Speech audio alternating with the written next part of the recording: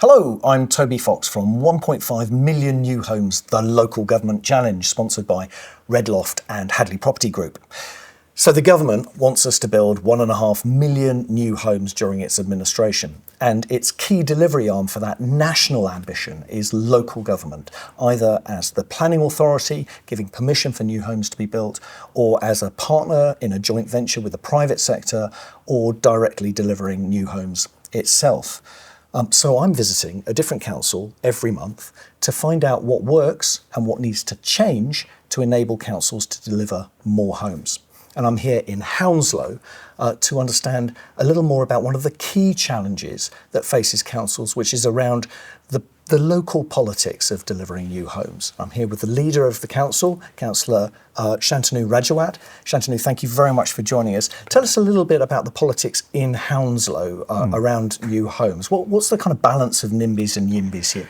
So it's really interesting. Like, we know we've got a 7,500 person waiting list for housing locally. So we absolutely need to deliver on housing. It's one of the top things that comes in to my inbox, and I'm sure Tom will say the same thing when you speak to him around people wanting a secure, sustainable house. So it's really, really important for us as a council to be delivering that. Of course, local people will have concerns. We have a large number of owner-occupiers, or the number of renters is also increasing more recently. And we have to balance what are legitimate concerns, and often the concerns aren't necessarily about the housing. It's about the infrastructure that goes alongside. So we can't get doctors' appointments, where's the police, school places, and those are legitimate concerns, and we have to hear those in the process. And we have to be really open about what people are saying and what the council can do to support in delivery of those things that sort of sit around any housing delivery. But I think there is an understanding amongst our residents that there are acute housing challenges, and some of that is helped by the national narrative. The government talking about it is really, really helpful because I think it is important to get people into secure housing. And so people do understand that, and it's trying to balance that and demonstrate to residents that we absolutely do listen to their concerns. And when we're working with developers in the conversations we have, it's not about development at any cost. It's about development that builds communities, that regenerates an area, and also makes the correct contributions that we can then influence around those infrastructure asks. So what sort of reservations do you hear from local people in Hounslow specifically about the growth that's happening here and the new homes you're building here? So I think change is difficult. Yeah. I think people see change, and we're very blessed. We've got a very diverse community, and certainly in your sort of traditional low-rise buildings, it's very common to have multi-generational families in there. So the elders in the family will see this change and think that actually the place that they knew is changing, and sometimes that's a very difficult thing. Those that are younger in those households kind of understand that things evolve and change, and often it's about getting that message out to them. But again, it comes down to that fear around infrastructure, around what will be available for me in my time of need if there is so much more pressure on the system.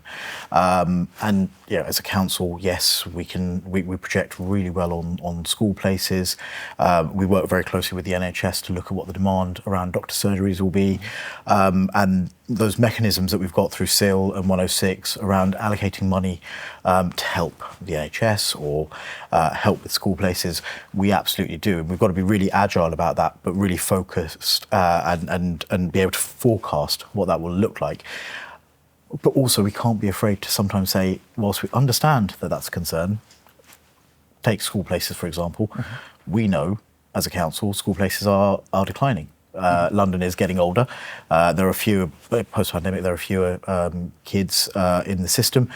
So actually, whilst that's a legitimate concern because you worry about school places, actually we've probably got a surplus of school places now. So why would we put money behind that when we don't need to? And we have to be really honest about having that conversation with our residents, and we can't shy away from it. And what we often say to developers that are looking to invest in the borough, coming to the borough and build, is the importance of really having those conversations early You don't start from the point at which you're ready to submit an application. Actually, you need to be talking to your communities, your residents about what your plans are very early on, and taking on their concerns as well. It's not just about the council. We work in partnership, work collaboratively.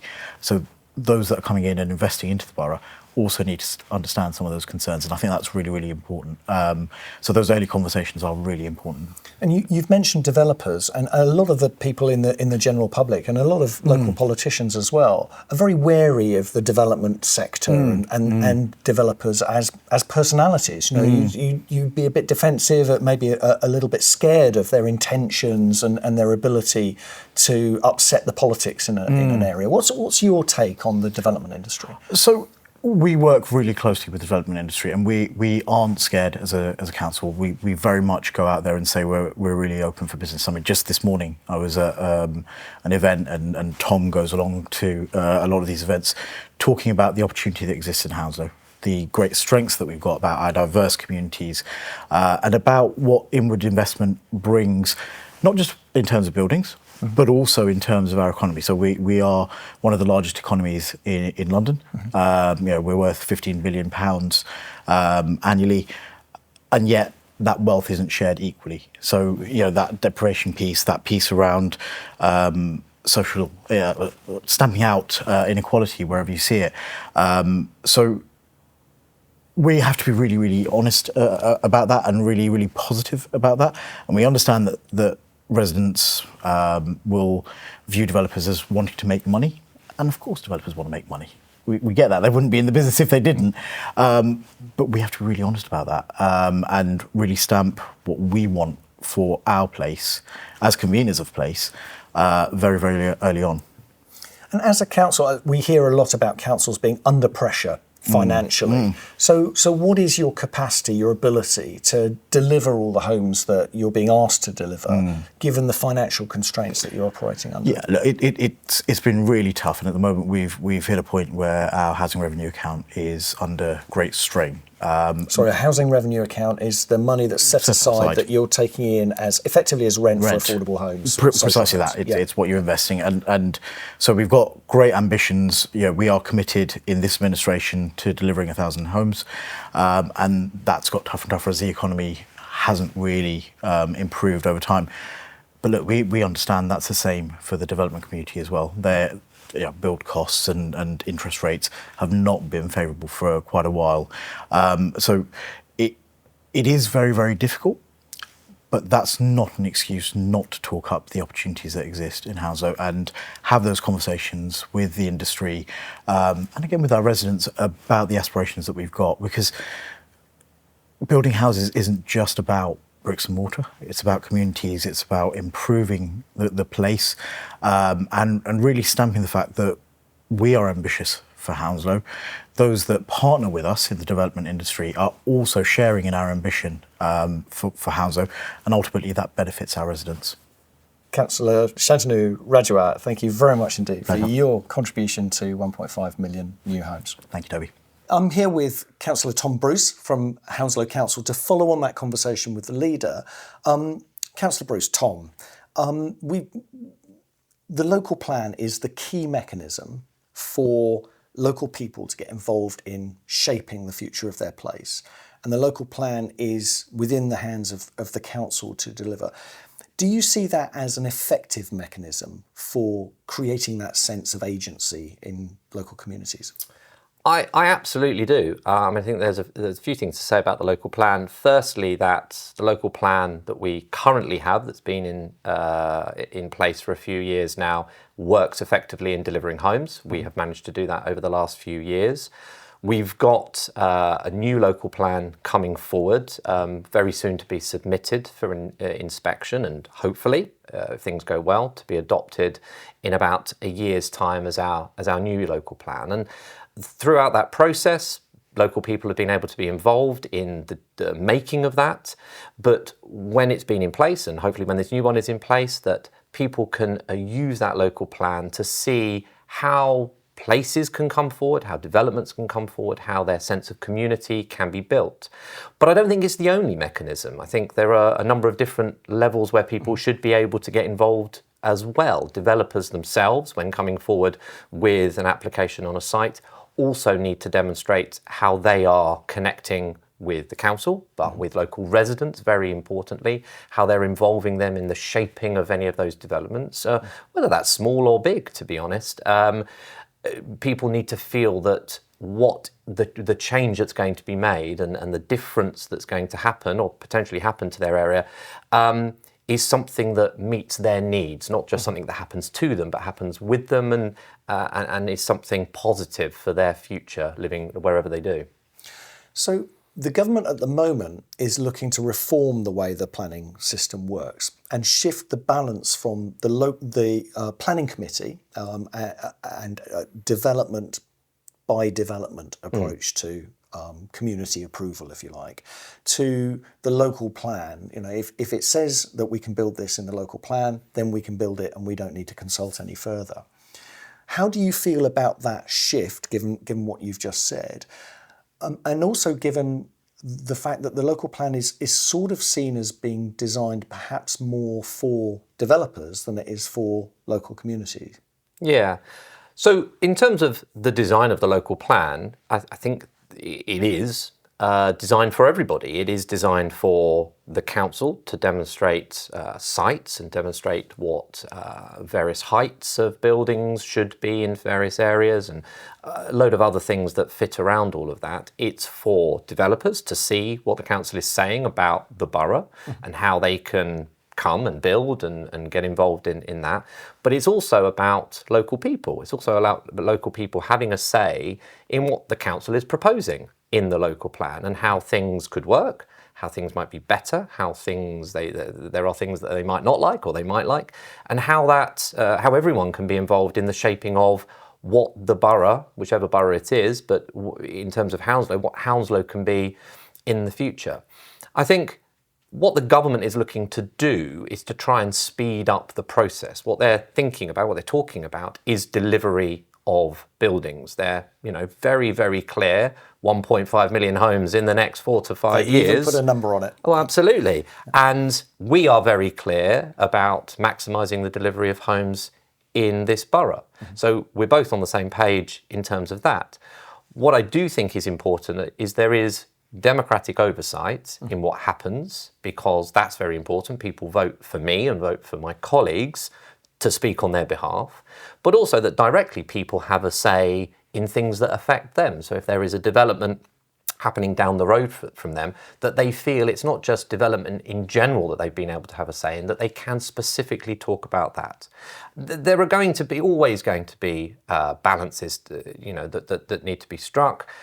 Bringing stuff forward is hard and not always exactly what every single person wants in that area.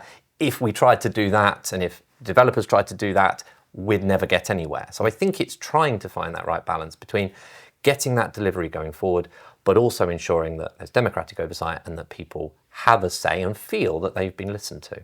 And the planning committee system has worked very well in Hounslow. You've delivered 144% of your housing target over the last 5 years. We've heard from Peter O'Brien in a previous episode.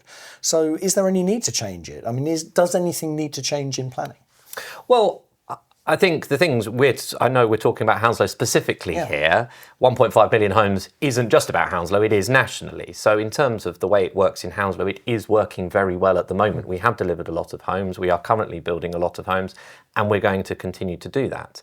Now, there are lots of people who might be listening to this saying, too many homes, councillor.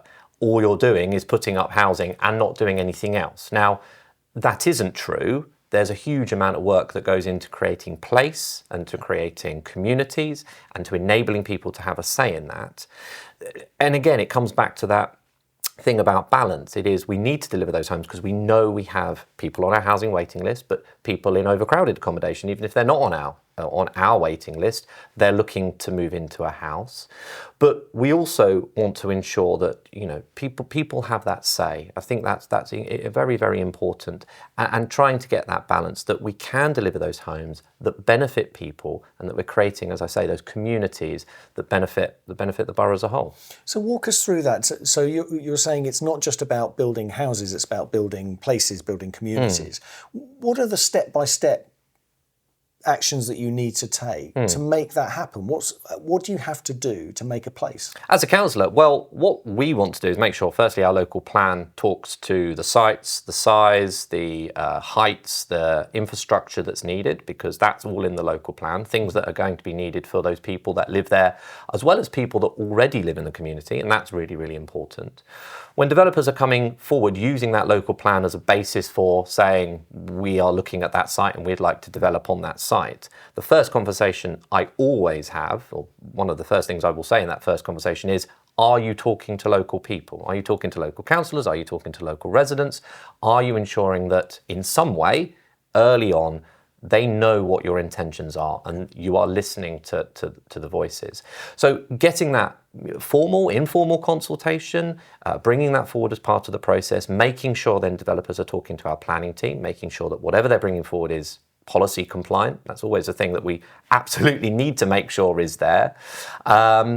And it sort of works alongside each other, to getting to a planning committee, to getting approval if it meets all the requirements necessary.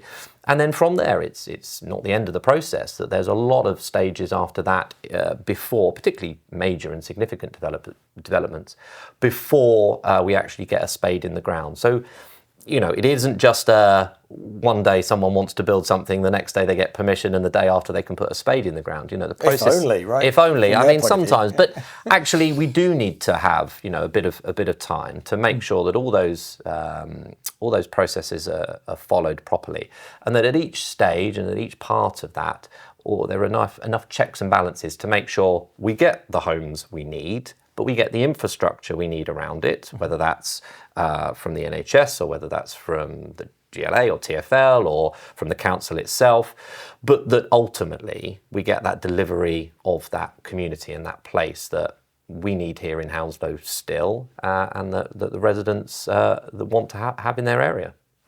Councillor Tom Bruce from Hounslow Council, thank you very much indeed for your contribution to 1.5 million new homes. And so another episode of 1.5 million new homes, the local government challenge, sponsored by Redloft and Hadley Property Group, comes to a close. We're going to be back with more, but until then, if you like what you've seen, please click like or subscribe, and we'll look forward to seeing you next time. Thank you.